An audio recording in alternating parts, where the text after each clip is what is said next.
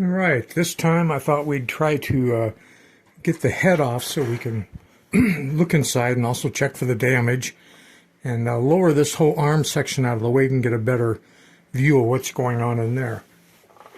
First thing we need to do is get out of the way is going to be this flex drive. And I haven't tried breaking any of this loose yet, so some of this may or may not come loose. Okay, I got that screw to break loose. I'm surprised. There we go. So we got the flex drive out of the way.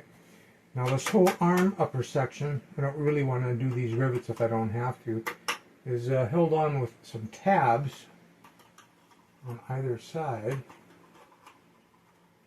So we're going to straighten those out.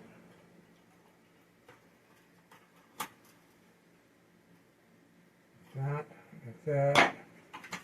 Where else is it tabbed? Tabbed up at the top. I'm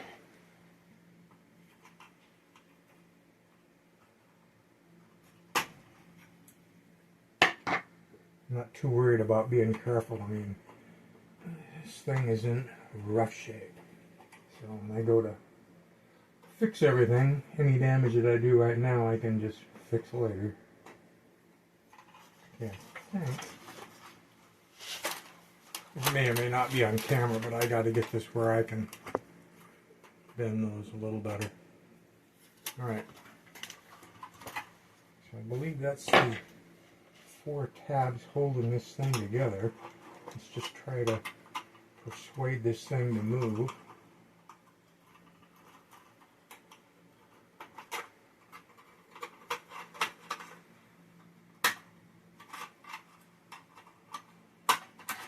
Got rust and corrosion trying to hold this thing together, you know.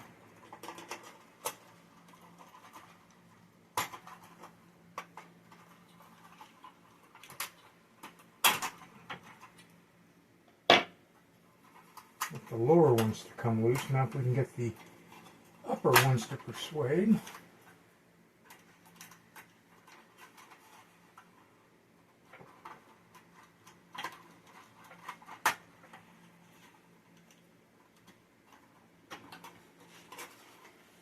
Fight me on that one side.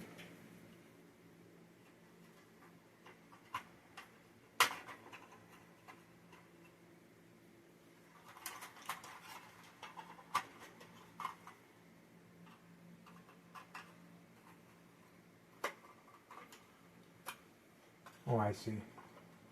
It's fighting on the shaft coming from the head. Isn't going to be any easy way around that.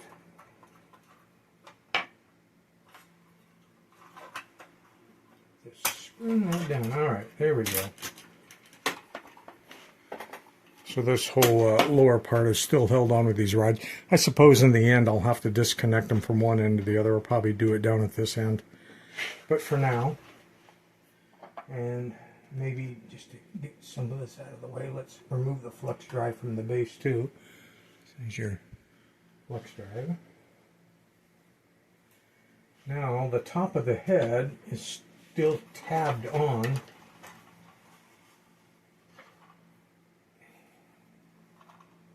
In 3 places.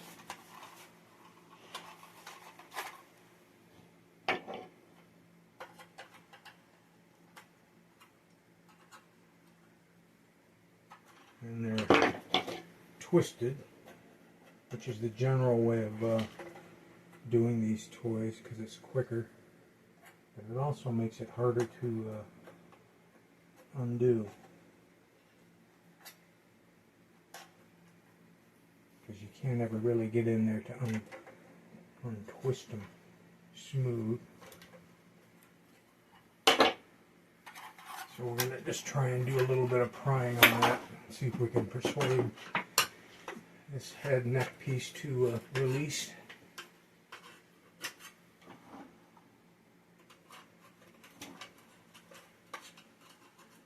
Like I say, you would never go at it like this if you were worried about the paint job or anything like that. But at this point, it's going to be so much body work done before I repaint this thing that I'm not really worried about it. All right, very good. We're making progress. So now we can see the bend in this metal piece. It's going to have to be straightened out. But let's get this neck piece off the head.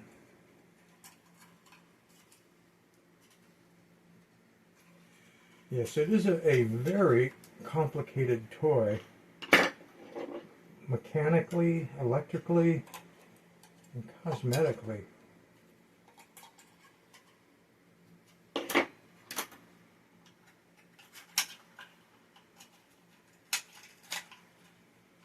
Alright.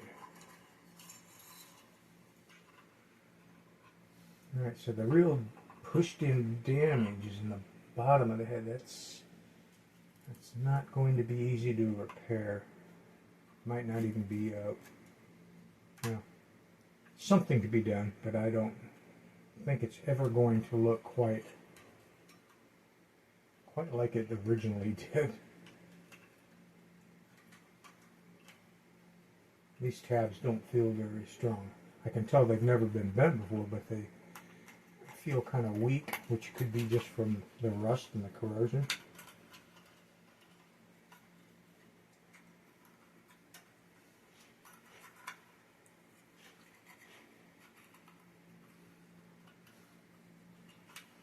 And these wires are super stiff.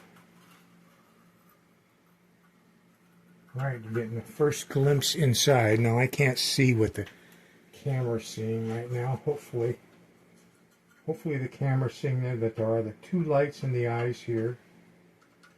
This shaft, which doesn't really want to turn anymore, used to have a piece of rubber on here which drove this, what looks like a crown gear, which would spin this antenna, and then over on that side there was a plastic gear and another crown gear which spun the vertical antenna, which used to go down into that hole. The yellow wire here is the antenna wire, which is on a grommet, so it's isolated because the whole frame of the robot is ground, so the antenna's got to be isolated. So the reason that they drove this gear, which has got a screw adjustment on it and a spring, I believe,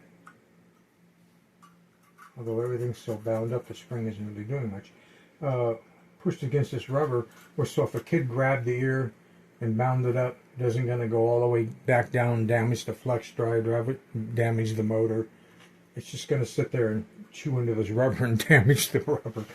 But that was the lesser of the two evils.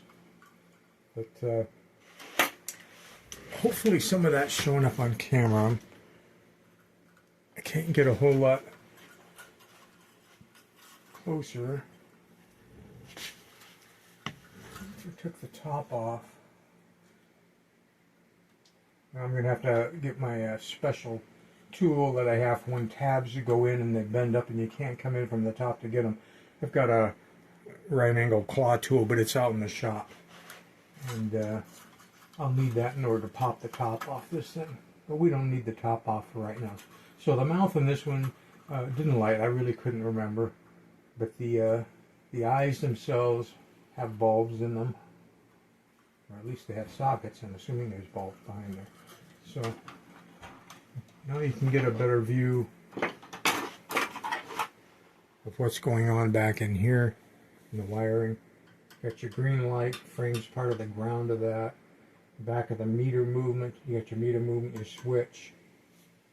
Got a capacitor across the contacts of the switch. There's a little terminal right here, terminal strip where they're bringing wires down so that they could do the two builds separately, it looks like. And of course this support beam across to stop flexing. But let's see, if I bring...